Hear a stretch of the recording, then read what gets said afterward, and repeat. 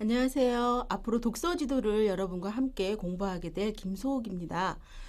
저는 유아교육도 전공하고 문예창작도 전공하고 그래서 이제 독서 지도를 꾸준히 아이들과 함께 하다 보니까 독서가 치료적인 효과가 있다 해서 지금 현재는 여러분이 흔히 아시는 독서 심리 상담을 강의하고 있고 함께 공부를 하고 있는 사람입니다. 여러분에게 독서 지도를 제가 쭉 해왔던 부분과 그리고 제가 또 알지 못하는 부분까지 서로 공부를 해서 여러분께 앞으로 전하게 될 텐데요. 독서 지도라는 거, 우리가 독서 지도를 생각할 때 가장 어렵게 생각하는 게 책이잖아요. 그런데 이 책이라는 것 자체가 작가가 독자를 위해서 독자와 호흡하기 위해서 써놓은 것이기 때문에 어떻게 호흡하는지를 아이들에게 가르쳐 주는 것만으로도 독서 지도는 충분히 가능하다고 생각하고요. 앞으로 24차시 여러분들께 이제 집중적으로 해야 될 것은 책이라는 게 어떤 건지, 책의 내용은 어떤 건지, 그리고 그 전달하는 방법은 어떤 건지에 따라서 독서 지도하고 또 글쓰기 지도를 이렇게 병행해서 함께 공부를 하시게 될 겁니다. 앞으로 잘 따라오시고 저의 이끄심대로 한다 그러면 독서 지도 충분히 가능하다고 생각합니다. 오늘은 첫 시간인데요. 독서 지도의 목표와 내용에 대해서 이제 공부를 하게 될 겁니다. 처음으로 이제 공부를 하려고 시작을 하는 거 보면 독서 지도라는 거 어떠한 개념인지부터 이제 차분차분히 알게 돼야 되는데요. 자, 한번 볼게요. 순서대로 지금 보시면 독서 지도의 의의와 목적이에요. 독서 지도는 어떠한 의의를 가지고 있고 어떠한 목적을 가지고 해야 되는지, 이 목적이라는 것 자체가 돛대의 역할을 합니다. 그래서 나침판의 역할을 하죠. 그래서 내가 이 아이에게 어떠한 지도를 해야 되는지 핵심을 가지고 별을 보듯이 찾아가는 그런 것이기 때문에 여러분이 이제 목적이나 이런 부분도 이론적이지만 아시고 있을 필요가 있는 거죠. 그리고 다음으로는 독서 지도의 목표와 내용인데, 우리가 이 내용을 어떻게 전달하는지도 이제 알기 위해서는 처음으로 배워야 될 이론에 속하는 거죠. 독서 지도의 의의와 목적부터 살펴보면, 독서 지도라는 것은 올바른 가치관을 갖게 해서 인격을 형성하는 데 도움을 준다고 하죠.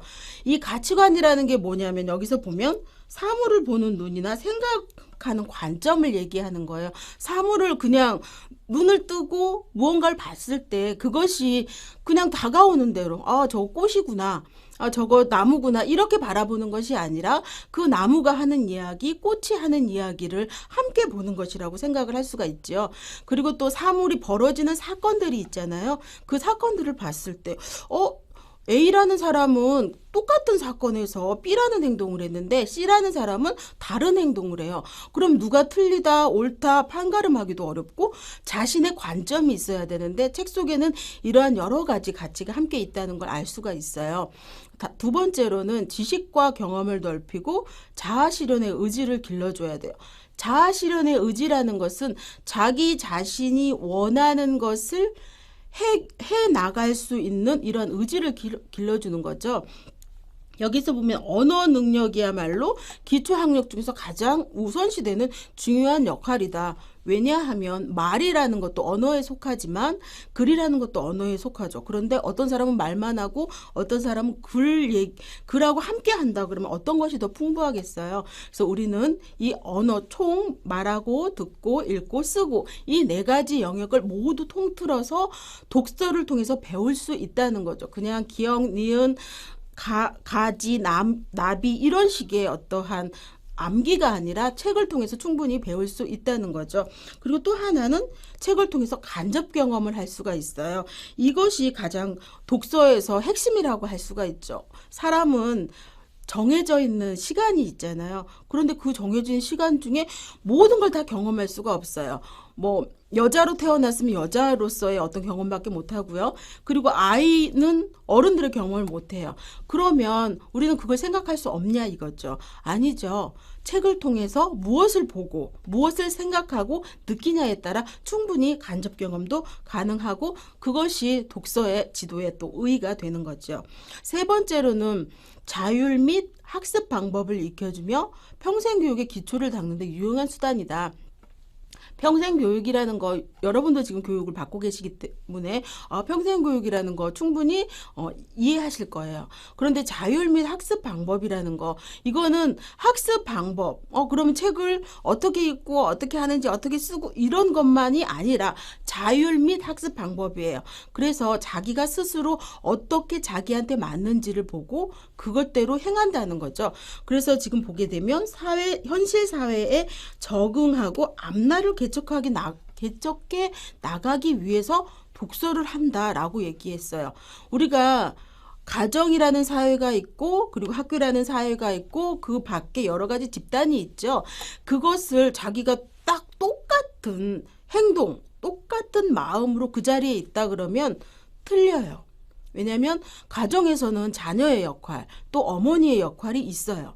그런데 학교에 가서도 나 어머니의 역할 할 거야. 이렇게 만약 제가 교사면 나 엄마 역할 할 거야. 이렇게 얘기를 한다 그러면 엄마하고 교사는 엄밀히 다르거든요. 근데 그러한 것을 아이들도 마찬가지예요. 내가 어떤 역할을 어느 장소에 가서 어떤 역할을 해야 되는지는 그 장소에서 정해진 그것을 답습을 해야 되는 거예요. 훈습을 해야 되는 거죠. 그래서 이러한 것을 독서에서 깨달아야 된다는 거고요. 또 보면 창의적인 사고와 비판력을 길러줘야 된다. 창의적인 사고, 비판력 많이 듣는 얘기죠. 그리고 독서를 통해서 어떻게 발전할 수 있는지는 우리가 이제 차분히 하나하나씩 배우게 될 거지만 미리 얘기를 드린다면 창의적인 사고 이거는 글 쓰는 데만 해당되는 거 아닌가요? 라고 생각하지만 그렇지 않습니다. 비판적, 논리적 사고, 그 다음에 실행 능력 모든 것이 창의적인 거예요. 다른 사람과 그대로 따라하는 것이 아닌 자기화시켜서 내면화시켜서 무언가 행동한다면 그 모든 게 다 창의적인 거죠. 그런데 조금 더 문학적으로 창의적인 것은 어떤 활동을 해야 되는지를 알 필요가 있지요. 그래서 이제 비판력이라던가 이제 논리적인 사고 이런 것을 기르는 게 독서지도의 의의라고 할 수 있어요. 지금 의의를 좀 너무 길게 얘기했다 싶죠. 근데 우리가 독서지도를 할 때 어떠한 독서 지도를 해야 되는지를 아실 수가 있는 거예요. 자, 프란시스 베이컨인데 이 베이컨은 유명한 말을 했어요. 이게 지금 현재는 아니지만 제가 예전에 제 명함에 뒤에 넣고 다녔던 글귀예요. 그래서 전 정말 좋아하는 글귀거든요. 독서는 완전한 인간을 만든다. 독서는 완전한 인간을 만들고요. 대담, 이게 이제 토론이라고 할 수 있죠. 토론은 기질을 가진 인간을 만든다. 재치 있고 창의적이고 기발한 아이디어. 그리고 글을 쓰는 행위는 정확한 인간을 만든대요. 이것이 과연 무엇을 뜻하는지 지금 세 가지를 우리 독서지도가 하는 것에서 다 담고 있어요. 우리는 독서지도도 하죠. 대담이라고 해서 토론지도도 하죠. 그리고 글쓰기 지도도 해요. 그래서 우리 독서지도사가 세 가지 해야 되는 행동들의 목적이 나와 있어요. 독서라는 거 책을 읽을 때 완전한 인간을 만들어요. 완전하다는 말 자체가 너무 완벽한 것을 생각하다고 생각하지 마시고요. 조금 더 자기가 원하는 인간상으로 간다라고 생각하시면 별 문제가 없겠지요. 그리고 토론이라는 거 기지, 창의적이고 순발력 있고 어떤 사람은 위험에 닥쳤을 때 어떻게 해야 될지 모르겠어요.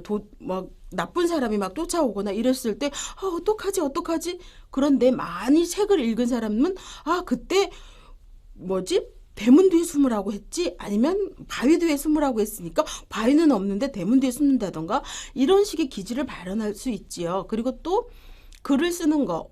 제가 동화 작가이기 때문에 글을 쓰는 것에 대해서 특별히 좀 관심이 많은데 글 쓰는 건 어떻게 하냐면 정확한 인간이에요. 그러면 틀린 걸 하면 안 되나요? 그게 아닙니다.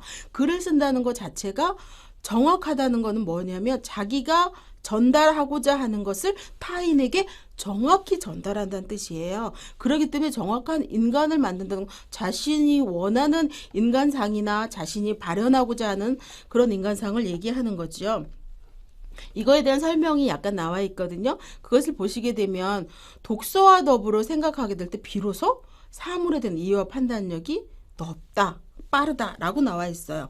그러니까 독서가 빠지면 이해나 판단이 빠르지 않다는 거지요. 그러니까 누군가의 강의를 들었어요. 지금 제 강의를 듣고 있죠. 그런데 그 강의만 듣고 난 잘 알 것 같아 라고 생각하고 여러분이 만약 독서지도사 자격증을 따고